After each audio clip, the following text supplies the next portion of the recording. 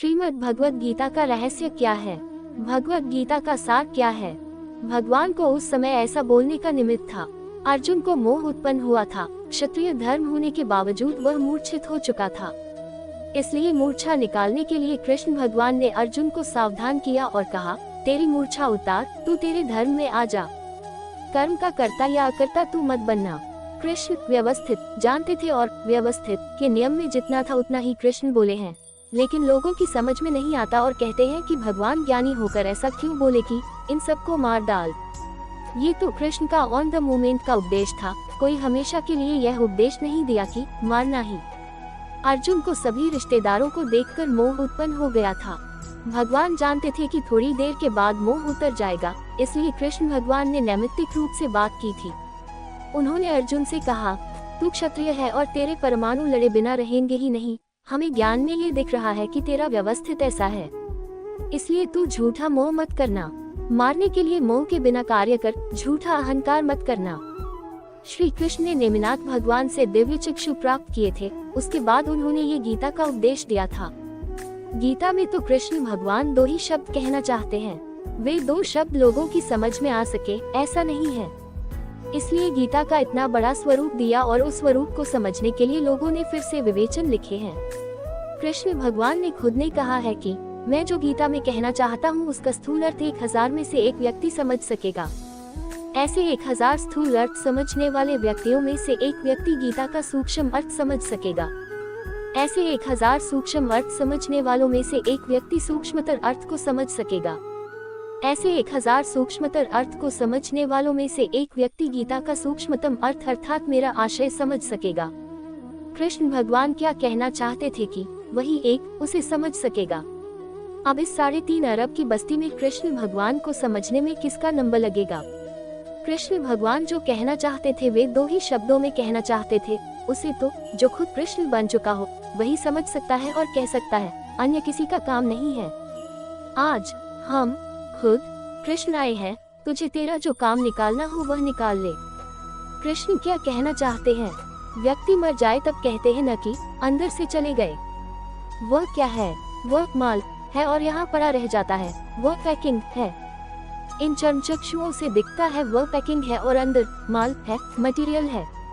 There are varieties of packings. कोई आम का पैकिंग, कोई गधे का पैकिंग, तो कोई मनुष्य का पैकिंग या स्त्री का पैकिंग है, लेकिन अंदर माल शुद्ध है, एक सरीखा है सभी में। पैकिंग तो भले ही कैसा भी हो, सड़ा हुआ भी हो, लेकिन व्यापारी पैकिंग की जांच नहीं करता, अंदर माल ठीक है या नहीं उतना देख लेता है। उसी तरह हमें भी अंदर के माल के दर्शन कर लेने हैं।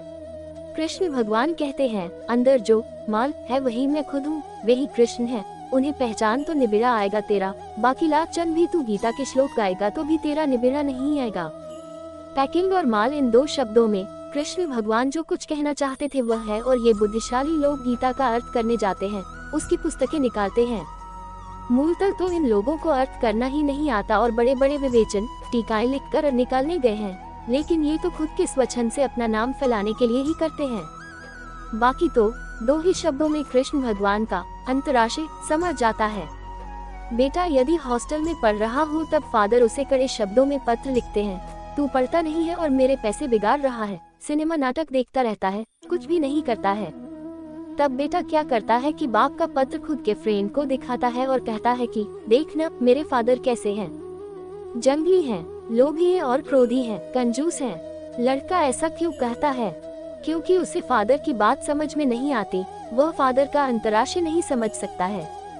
फादर और बेटे में मात्र 25 ही सालों का डिफरेंस है, फिर भी बाप का अंतराशय बेटा नहीं समझ पाता, तो फिर कृष्ण भगवान को गए तो 5000 साल हो गए, तो 5000 साल के डिफरेंस में कृष्ण भगवान का अंतराशय कौन समझ सकेगा? उनका अंतराशय कौन बता सकेगा? वह तो जो खुद कृष्ण भगवान है वे ही बता सकते हैं। महावीर के अंतराशय की बात कौन बता सकता है? वह तो जो खुद महावीर है वे ही बता सकते हैं। महावीर का भी 2500 साल का डिफरेंस हो चुका है। पहले के जमाने में तो 25 साल के डिफरेंस में बाप का अंतराशय बेटा समझ जाता था, जबकि आज तो 25 साल के अंतर में अंतराशय समझने की शक्ति नहीं रही है, तो फिर कृष्ण की बात किस तरह समझ में आएगी? अभी गीता के बारे में बहुत कुछ लिखा जा रहा है, लेकिन लिखने वाला उसमें से एक बाल बराबर भी नहीं समझता। ये तो ऐसा है कि अंधे को मिला अंधा, बोरे में मिला तिल से तिल, न रहा तिल न ही रही घानी। उसके जैसा है। हाँ, वह गलत नहीं है, करेक्ट है, लेकिन वह बात फर्स्ट स्टैंडर्ड के मास्टर जैसी है और वह ठीक है। यहाँ हमारे पास कैसी बात होती है? कॉलेज के अंतिम साल की बात है। जैसे उसमें फर्स्ट स्टैंडर्ड की बात होती है, वैसे ही इसमें गीता के विवेचन की बात होती है। सिर्फ ज्ञानी पुरुष के पास ही सर्व शास्त्रों की यथार्थ बात मिल सकती है। अगर आपको मेरी यह कहानी अच्छी लगी है तो प्लीज मेरे चैनल को लाइक, सब्सक्राइब और शेयर कर देना और बेल आइकन को प्रेस कर देना। धन्यवाद।